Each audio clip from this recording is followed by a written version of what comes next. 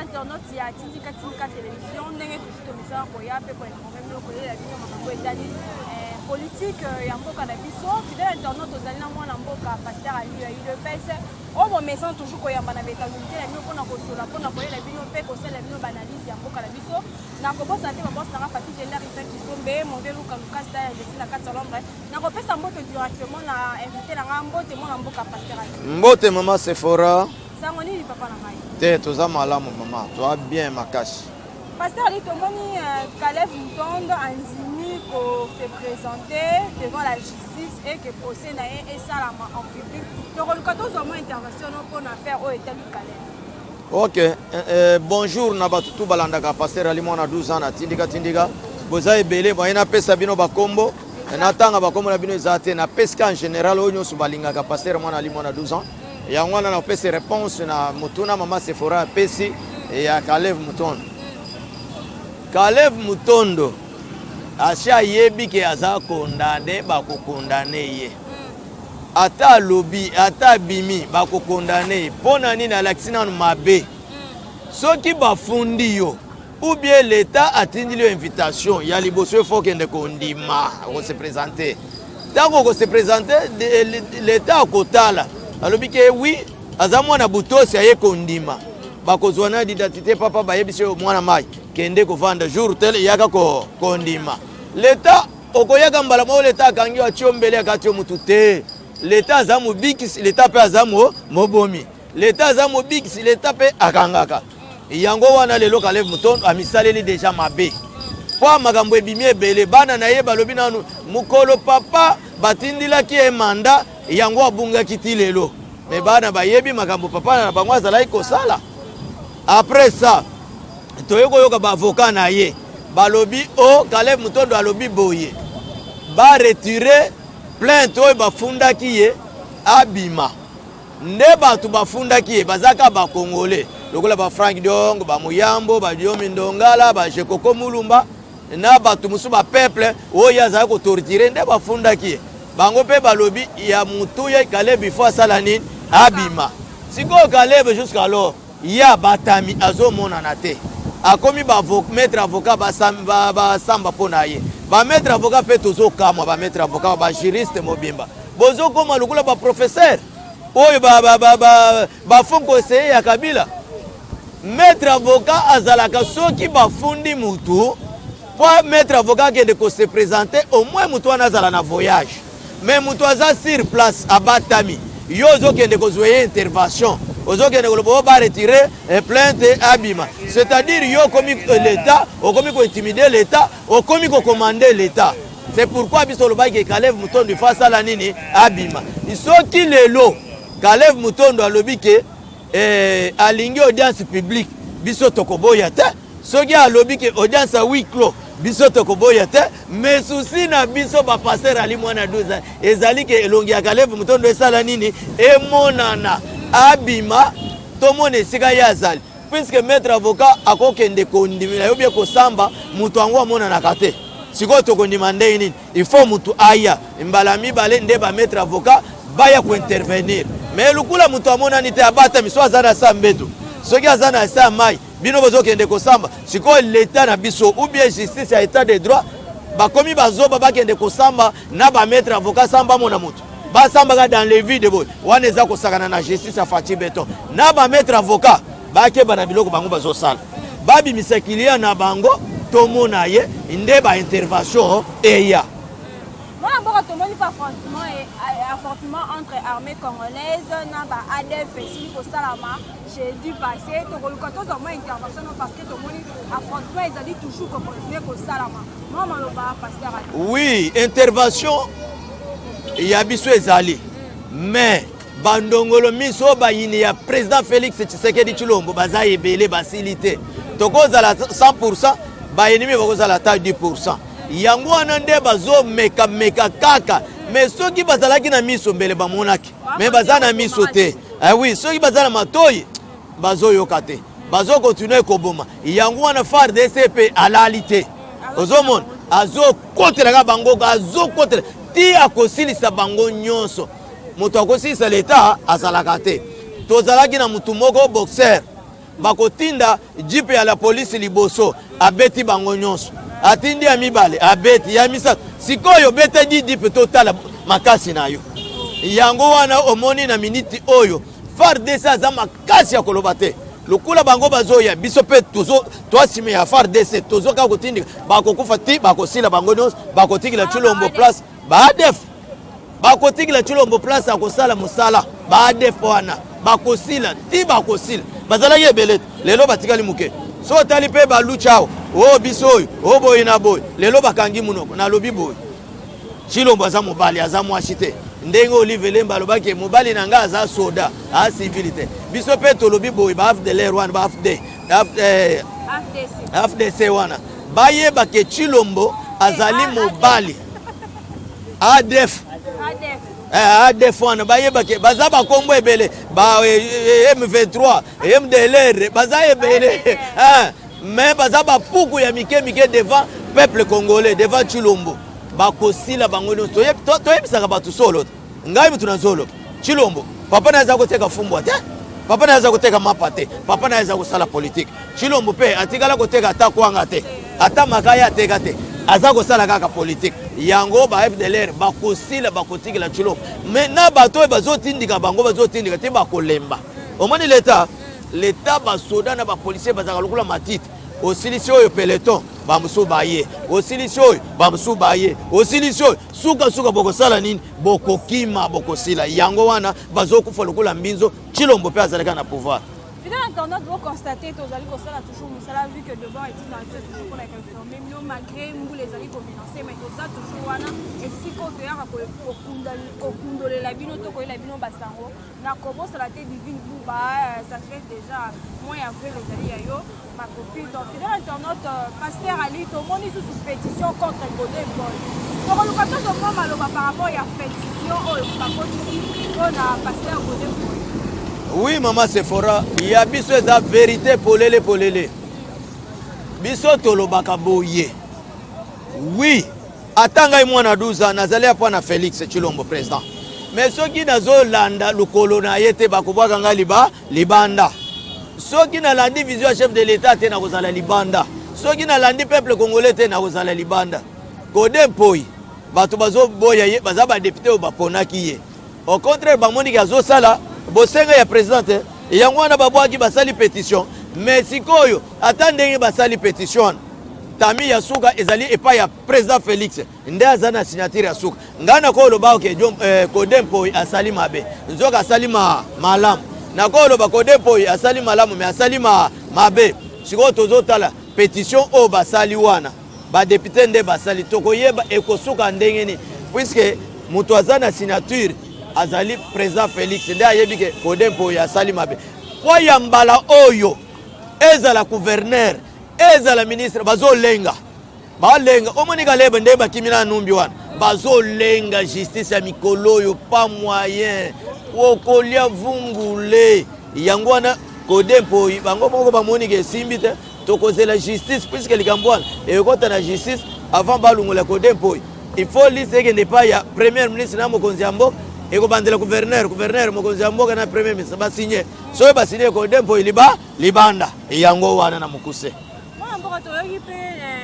John Numbi asili kokima siko ya zalaki azali komona tokopota intervention to akina yo. Oui, maman Sephora namoni sima kamera kuna shako vandi sava napesi balandi nyonso ya tindika mbote John Numbi dossier na ye ezani dossier moko na ya Kalev ndenge na utai koloba John Numbi bon tozali na yo mama Sephora balobi yo pasteur mwana 12 aibi kamera ya shako sikoyo balobi yo nani mutu aibi pasteur Ali sikoyo bayepo basenga bobie batuna ngai pasteur Ali oyibi kamera na kimimbangu elakisi nini nga mutu na ibi yango soki na ibi te na koloba te na telemi na vana lobi te nga na yebi yango OK John Numbi akimiseke ayebi problème kokima John Numbi basali 18 ans na pouvoir bana mbongo ebele yango akimaki na basoda abosani moko service na sécurité na ye bakangie akei kuna na Zimbabwe hotel azalaki na minute oyo John Numbi azali suna hotel te akimi mais bazobosana ke président Félix aza mokonzi ya Union africaine et puis esike Doni Numbi akobata mabakanga ye biso tolobi bo biso ba Congolais tozela tomona Doni Numbi na Kinshasa awo aya kosamba Doni Numbi ndenga zawana azande mona Caleb Mutondo so bakangi Doni Numbi yawo akosamba lisune mbala moko bazui kaka ba d'identité na papa ale ba condamné ba bwaki na prison et asana crime ya makasi ya kokima l'état bakima gaete mais lukula kimi l'état peti atana sa mai akoluka yo akozwa yo siko bakosambisa Doni Numbi ndene bakosambisa ete po alakisi bizaleli na yeke oui iye muto abomaki Shebe puisque problème eza ya Shebe na ba Congolais babomaki mais surtout problème Doni Numbi akimi eza Shebe na hotel kuna na Zimbabwe azali susle il paraît lukula ba Zimbabwe bawanga na yo tomoni ya wote bango de bakimisie mais azaka na kati ya Zimbabwe wana po tolobaki o Caleb Mutondo abimi na Kinshasa te bato muso baboye azana Kinshasa lelo Caleb Mutondo bakomi ko senga azaka na Kinshasa Doni Numbi pe akimite abimi Zimbabwe te azana kati ya Zimbabwe président Union africain président Fachi bakokanga Doni Numbi akozonga Wana mboka tomoni un plan militaire a été élaboré, tomoni objectif nango ezali yako objectif principal ezali yako neutraliser ba forces armées négatives o ezali na ngambu ya est. Donc luka tozo mo international. Maman Sephora merci pour na mutuna. Yango na pesa batu nyonso réponse na mutuna oy. Pourquoi Congo eza munene? Ba Congo central ezali. Bandundu ezali. Équateur ezali, Kasa ezali, Kisangani kutu ezali, toyoka kama makambo te. Mais kaka c'est-à-dire ba promoteur ya guerre wana bazali. C'est-à-dire ba to ba bomisa ba Congolais bazali. Nde yango yoka ki papa Mbozo alobike y compris na ba député ya Bukavu boyebi massacre wezo salama na est wana. Papa Mbozo alobiango ndenge baninga bazokufa ba Congolais wana boye babaza bato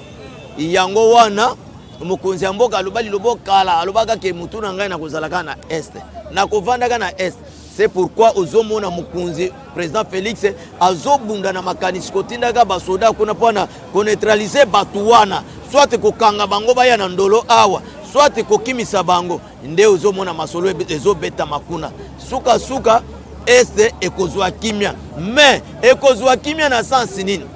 tango ba promoteur ya guerre wana ya est o bazana Kinshasa ba autorité ya Kinshasa bazali yao bakosila bango nyonso kwasi ya pezali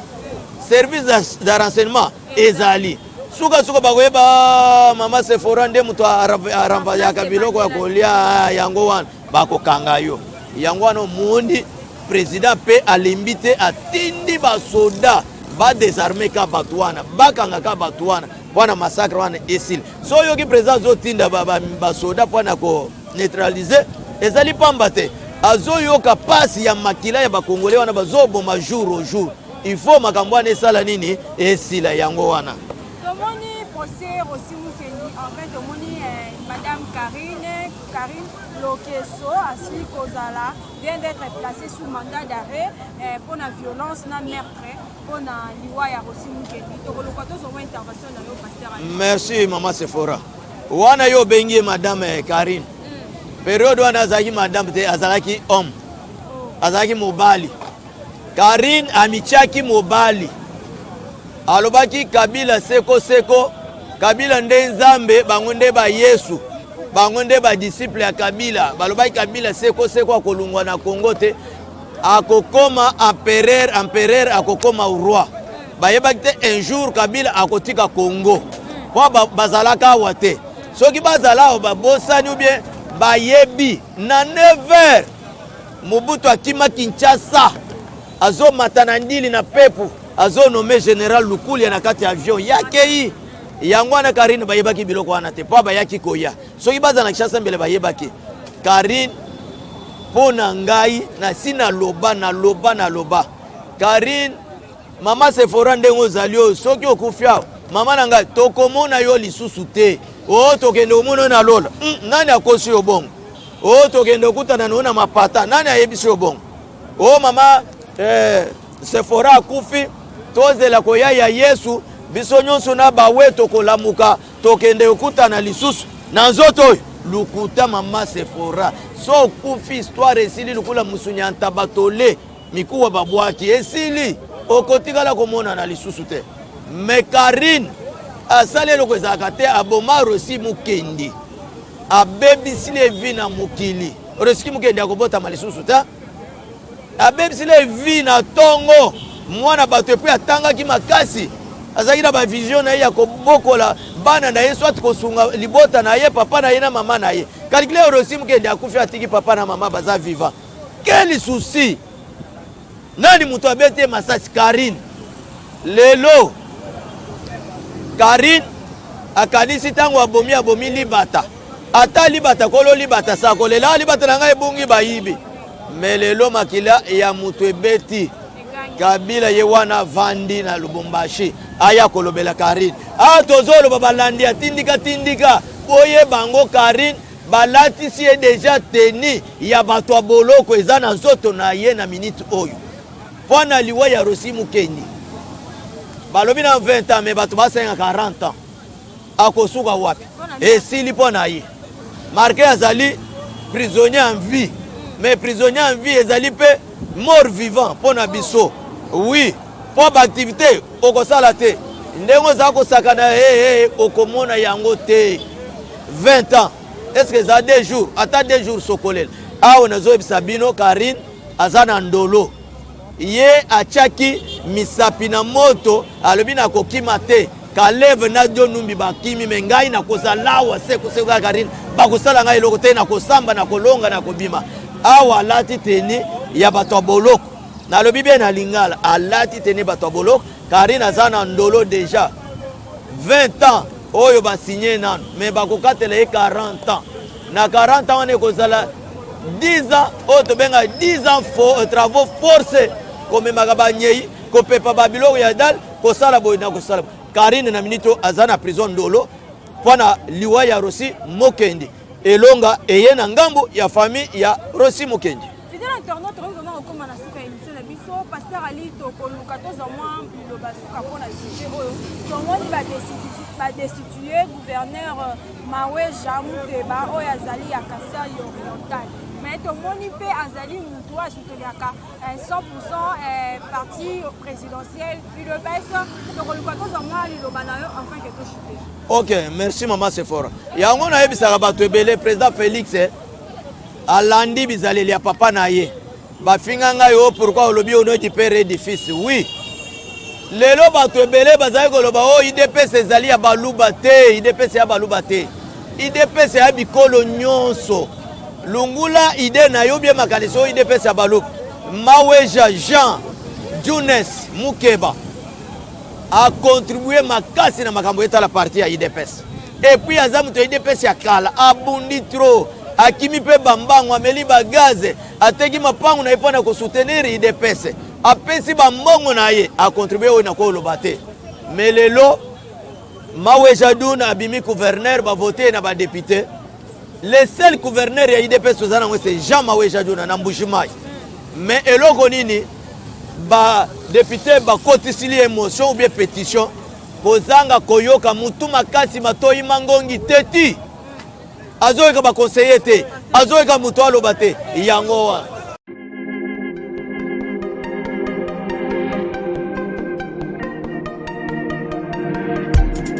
Après 25 ans d'expérience, eh oui, de 1995 jusqu'à ce jour, Elton Store, l'unique shop congolais de Londres, la Grande-Bretagne, où il y a Londres, ils allaient la fierté à la communauté nabiso, et surtout, il y a un homme d'affaires congolais sérieux dans la diaspora. Oh yes. C'est créé Elton Store et Zali Kakamoko, le sérieux, à quel na service qui t'a qu'on a client naïe. Avec ma produit naïe, où il y a première classe, il y a qualité supérieure. Oh, il y a ma bombe à Elton Store. Oh yes, mon crime au bimbe yeba. Ma maman à Londres va confirmer. Elton Store, c'est le berceau des produits cosmétiques. Il y a solo produits originaux. Et yes, les alipes perso et produits alimentaires, naturels et organiques. Au travers de nos produits cosmétiques, Elton Store détient le secret. Secret ya solo, où ya poso ya maman moi c'est qui toko. Poso ya moi so penza basali kolula, poso ya moi so mobala kotala ya lembate. Poso so ko tamboli masanga sima. Eh oui, yango nde baproduit ezotekama na kati ya Eden Store. Na baproduit alimentaire oyo ya Eden Store yango nde secret ya cuisine ya mama congolaise. Ah oui, nyonso kosepelisa mobali na yo ezali pondu, matembele, ngai, ndole, fumbwa, ndunda, bilembwe, oyo nyonso penza oyo ekobonga mpo na cuisine na yo ezali. Oh yes. Olingi mobali na yo asepela na yo libela na libela. Olingi mobali na yo atalaka yo lokola mwasi azali kolula sika. Oh yes, olingi mobali na asisa biloko nyonso otielaka ye na mesa. Secret ezali kaka moko. Eden Store.